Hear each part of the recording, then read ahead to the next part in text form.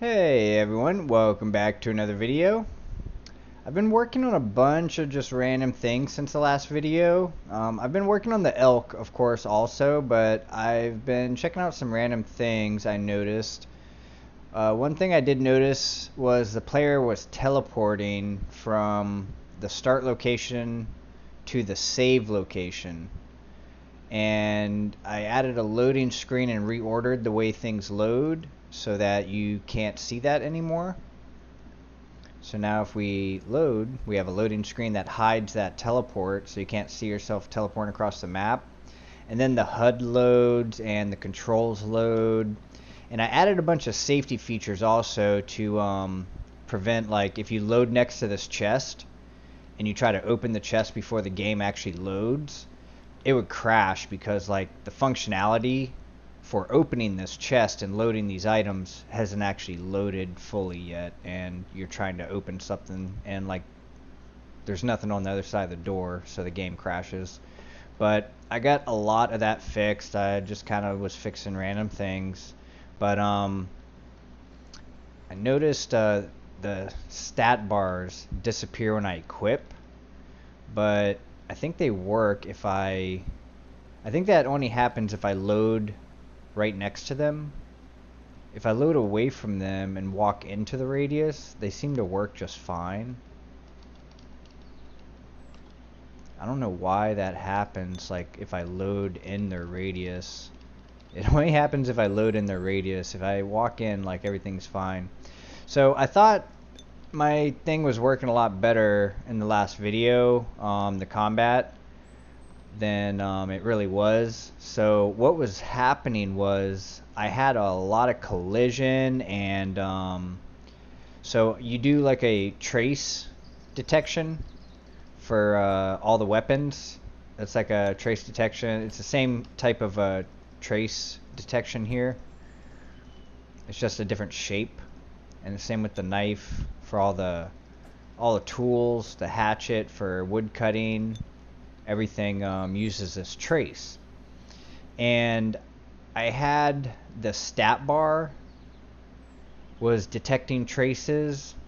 The capsule component was detecting traces. The root was detecting, like, everything was detecting traces except the the actual animal, the 3D mesh. So, like, I was hitting traces, like, on stuff up here, which technically these traces are basically like me hitting something. So, like, if it was detecting hits up here, it's saying that I hit something, and we don't want that to happen. We want it to only hit something if we're actually hitting this 3D model, right? So I went through and worked on that for a long time. I finally got it working. Not only did I get it working, but I figured out how to separate head hits and body hits. And not only did I do that, but I adjusted the head hit because this one incorporated the antlers as part of the head, which some games have had that. The deer, the antlers are part of the head. My antlers are not a part of the head, as you can see there.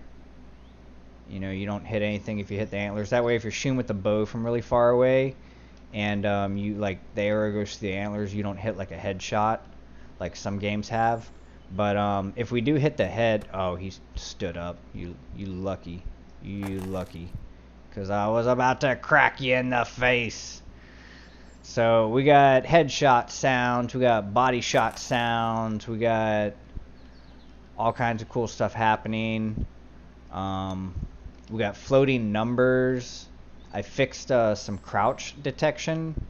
So right here, this is basically I'm crouched and I'm standing up, and the green is saying that there's something above me. And it's saying there's something above me because it's hitting the deer there, that red square. Which I can fix this once I get a crouch animation and I can see what the character's moving, how he's moving. I can move these, like, spheres around to where it's not so low. But basically, I would have to keep hitting crouch to keep detecting to stand up.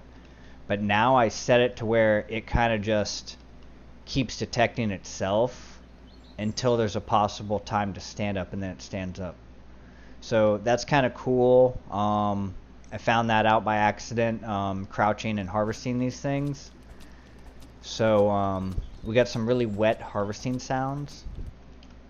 And we harvest randomly bones, animal hide, raw meat, and animal fat. And we have more of a chance of getting raw meat. So we added those items to the game. I just kind of got lucky finding. I had to make the animal fat. It doesn't look that great, but it's not too bad either. I thought it was going to come out a lot worse. I got kind of lucky finding some raw meat and bones, and I got really lucky finding something that looked kind of sort of like hide.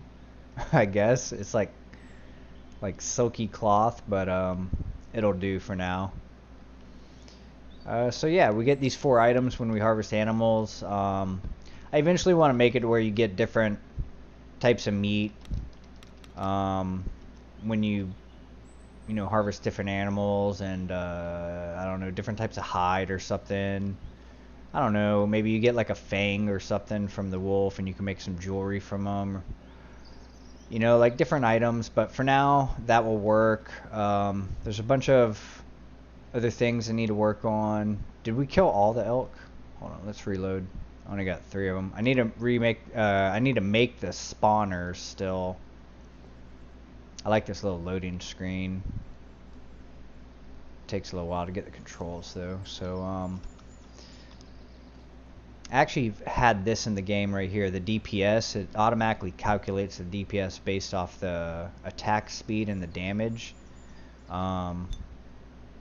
So oh, the spear and the sword are the same? Did I do that on purpose? Probably not. The knife is actually higher DPS. That's because it's so fast. Whack, whack, whack, whack, whack, whack, whack, whack, whack. But that doesn't take into account, of course, crits. Come on.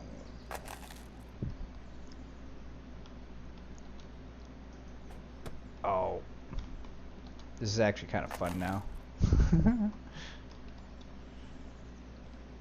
So I added, I fixed up the little menus. I like these a lot more. I got the level on the bottom left. I took the effects or conditions off when it's a corpse, and it has a new health because it's a corpse now. Oh, I got the ragdolls working and stuff. Yeah, I forgot. I did that since the last video. But now, instead of the alert meter being on the bottom, we have a despawn timer. And I know it starts at 99 seconds. I need to fix that and make it 60 seconds. Yeah, I messed that one up.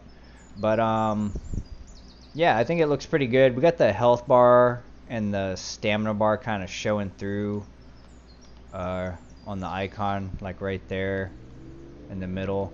The reason that happened was because did I kill all the elk again? Probably. Let's reload.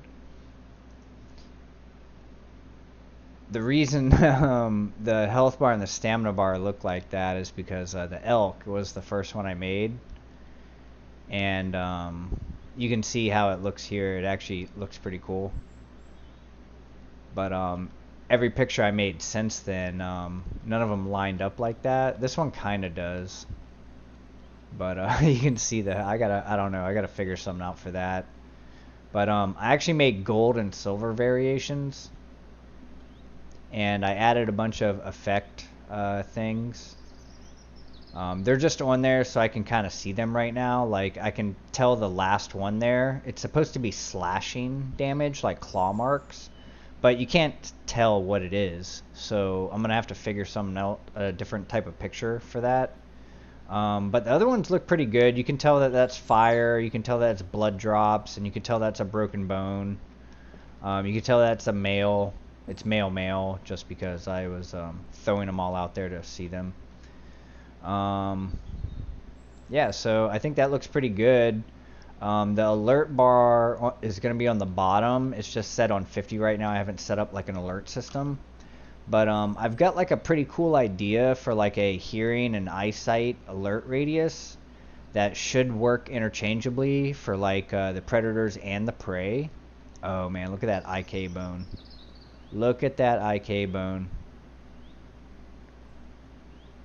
Isn't that beautiful? Yo, he is posturing right now.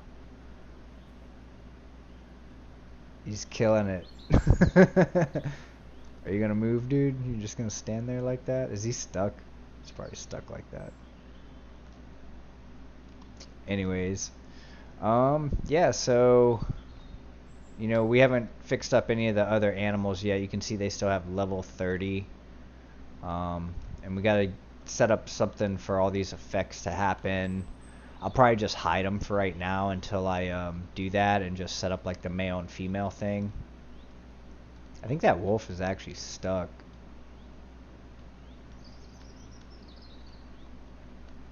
I might have to look into that. So, yeah, I think that kind of catches you guys up to speed. We got the floating numbers, which is pretty cool. I'm just going to show you a little bit more on that. Probably get some floating numbers above the player's head too. I kind of want to get the bow implemented now. And, well, I had the bow implemented already, but I want to re-implement it, even if it's just temporary, to see how this damage system works with the bow from distance, because it should work pretty well. It should work pretty flawlessly. I want to see what the numbers look like. I want to see, like, you know, at a distance, what they're going to look like. So, yep, I think that's going to be it for now. I wanted to push out another video real quick. I know it hasn't been too long, but I feel like I've made a lot of progress, even though it might not look like I've made a lot of progress. A lot of stuff wasn't really working in the last video. I thought it was, but it wasn't the more and more I looked into it. So now we got it working pretty flawlessly. I can pretty much copy this system over to all the animals.